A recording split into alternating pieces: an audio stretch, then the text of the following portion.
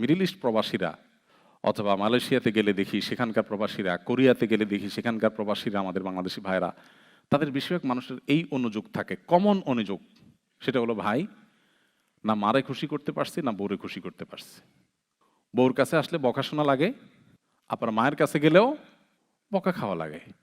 তো এক্ষেত্রে মানুষ যেটা করে, অনেক লোক আছে বোকামি করে। বোকামি কি? বউর কাছে এসে বউরে বকা দেয়, এই তুমি আমার মায়ের কদর বুঝো না, তোমার কাছে মায়ের মূল্য নাই, তোমার মায়ের যেরকম মর্যাদা আমার মায়ের মর্যাদা, তুমি মা নিয়ে একটা খারাপ কথা বলবা না। ঝগড়া করে। মায়ের কাছে যায়, মা যখন বউয়ের ব্যাপারে উল্টাপাল্টা বলে, হ্যাঁ তুমি মা হয়ে এরকম কথা বলতেছো, তোমার মেয়ের ব্যাপারে এরকম কথা বলে তুমি সহ্য করবা, তুমি কিসের মা হইছো, আরেকজনের মেয়ের সম্পর্কে তুমি এসব ব্যাড কমেন্ট করছো, তুই জায়গাতে ঝগড়া করে। এটার নাম দিছি আমি বোকা পুরুষ। তাহলে চালাক পুরুষকে?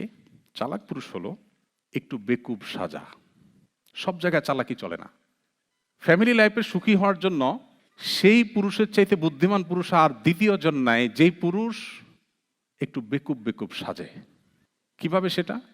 বউর কাছে যাওয়ার পর বউ যখন বলবে, আসো আজকে তুমি বসো, রাখো তোমার ব্যাগ, খানা দানা পরে আগে শোনো তোমার মা কি বলছে, কি করছে তোমার মা, এটা বলতে পারে? তোমার ছোট ভাই এটা বলতে পারে, তোমার বোন আমাকে এটা বলতে পারে, বলো।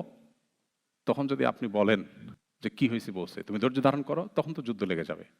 আপনি তখন বলবেন, ওহ স্যাড, ভেরি ব্যাড, আমার মা এটা বলছে, ইস কলিজাটা আমার ছিঁড়ে গেল, আমি আর নিতে পারছি না। তোমার এটা বলছে, কিভাবে বললো মা এটা? আরে দেখো, কোরআন হাদিস মাকে সম্মান করতে বলছে, উফ বলা যাবে না মায়ের সামনে, এটা যদি না থাকতো তাহলে আজকে আমি দেখে নিতাম, কিন্তু দেখো আমি তো পারছি না, এই জন্য মা, ইস অন্য কেউ হইতে আজকে আমি হাতা গোছায় ফেলছিলাম, তোমার এইটা বললো। আসলে বলছে কিনা সেটা আপনার দেখারও দরকার নেই। জাস্ট আপনি এই কাজটা যদি করেন, দেখবেন স্ত্রীর রাগ একদম আকাশ থেকে পাতালে ধাপ করে নেমে যাবে। সে অর্ধেক স্যাটিসফাইড হয়ে যাবে যে আমার স্বামী আমার ইস্যুটাকে অন্তত সিরিয়াসলি নিয়েছেন। এবার দ্বিতীয় ধাপে এসে আপনার যেটা করতে হবে সেটা হলো আরেকটু ধৈর্য ধারণ করতে হবে। কারণ স্ত্রী তখন মনে করবে যে আমার স্বামীটা একটু বোকা শোকা, এই জন্য কিছু করতে পারে না, আমার ভালোবাসে ঠিকই, আমার জন্য সে সিরিয়াস, বাট সে কিছু করতে পারছে না, বেকুব এবং কাপুরুষ বেটা। এই জন্য আপনাকে দুইটা বকা দিবে, এই তুমি কি পুরুষ, এগুলো পুরুষের মতো বলতেছো, তুমি অন্যায়ের প্রতিবাদ করতে পারছো না, আমার কাছে এসে মেয়া করছো। আপনি একটু চুপচাপ থাকেন। সে আপনাকে মনে করবে বেচারা মাজুর, অপারক, আহারে, কিন্তু তার সিরিয়াসনেসের ঘাটতি নাই।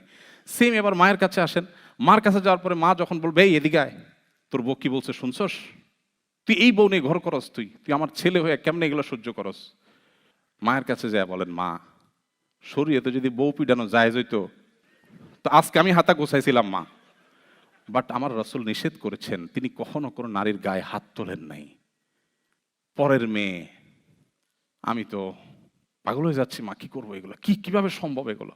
সেম এখানে অ্যাক্টিং আপনি যদি করেন, আপনার মাও আপনাকে বলবে কি আমার পোলাটা একটু সোজা সরল আসলে, কিন্তু আমার মহব্বতে কোনো কমতি নাই। আপনি দেখবেন দুইজনের কাছে বোকা সাজলেন, কিন্তু দুইজনের কাছে আপনি সেফ থাকবেন। এখন মুশকিল হলো মহিলারা শুনে গেছে, বাসায় যায় অ্যাক্টিং করে কোনো লাভ হবে না, বাসায় গিয়ে এই অ্যাক্টিং করবেন, ধরা খাবেন। আমি একটা পলিসি শিখিয়ে দিছি, ওইটাই হুবহু অ্যাপ্লাই করতে হবে, নট লাইক দ্যাট। আপনি দু একটা আবিষ্কার করেন, আপনি এটা অ্যাপ্লাই করতে গেলে তো বলবেন, ও চান্দু ওই মৌলভী সাহেব শিখে দিছি ওইটা করছো না, সো ওইটা আপনি অ্যাপ্লাই করতে যাবেন না, কিন্তু আপনাকে বের করতে হবে। ফ্যামিলিগত ইস্যুতে অনেকে আছেন যে খুব বুদ্ধিদীপ্ত ডিসিশন নিতে পারেন এবং ধরা খান। সৌদি আরবের একজন স্কলার আছেন ডক্টর আয়েজ আল কারনি, আপনারা অনেকে নাম শুনেছেন, খুব জনপ্রিয়। তার একটা বক্তব্যে তিনি বলেছেন যে আমি একটা ইউনিভার্সিটিতে একটা প্রোগ্রামে, এখন ছেলে মেয়ের মধ্যে, স্বামী স্ত্রীর মধ্যে বন্ডিং সেরকম ভালোবাসা নাই, বোঝাপড়া নাই, আগের মতো ধ্বংস হয়ে যাচ্ছে, গোটা মানব সভ্যতাই ধ্বংসের দিকে যাচ্ছে। তিনি বলেন যে আমি একটা বুদ্ধি দিলাম।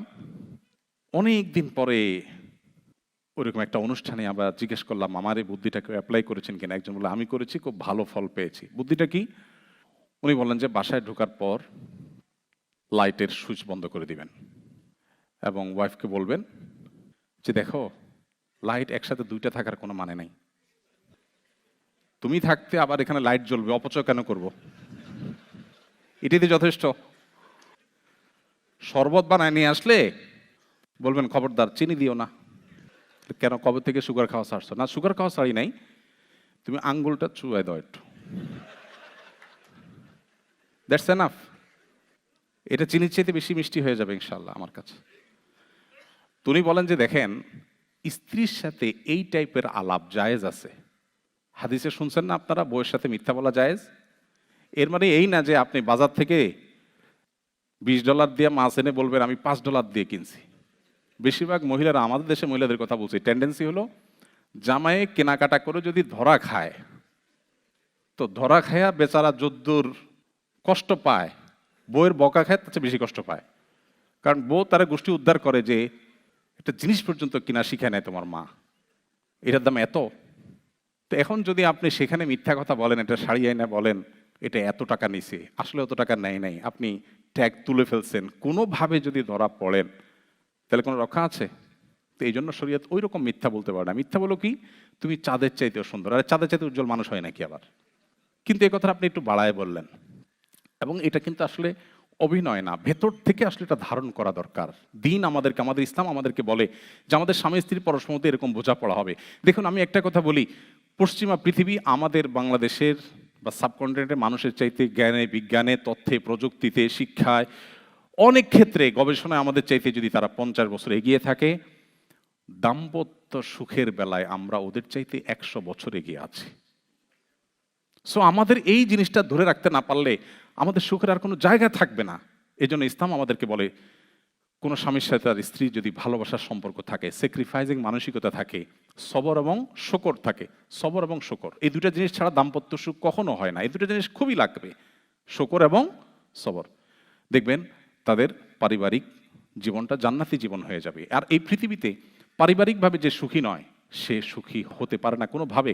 আর যে পারিবারিকভাবে সুখী, তার ব্যবসা বাণিজ্যের দিক থেকে যদি দুঃখেও থাকে, অন্য কোনো দিক থেকে যদি দুঃখেও থাকে, তো ওই লোক আসলেই সুখী।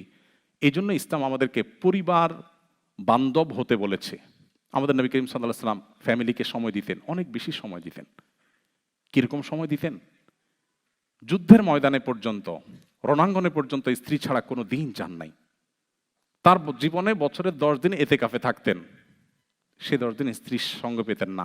এর মধ্যেও কোনো কোনো হাদিস থেকে দেখা যায় কোনো কোনো উম্মুল মুমিনিন, কোনো কোনো স্ত্রী মসজিদে এসে নবীর সাথে দেখা করে কথা বলে যেতেন, এবং মসজিদ থেকে মাথাটা বের করে দিতেন। আয়েশা রাদিয়াল্লাহু তাআলা সহযোগিতা নিতেন, মাথার চুল লম্বা ছিল ধোয়ার ক্ষেত্রে।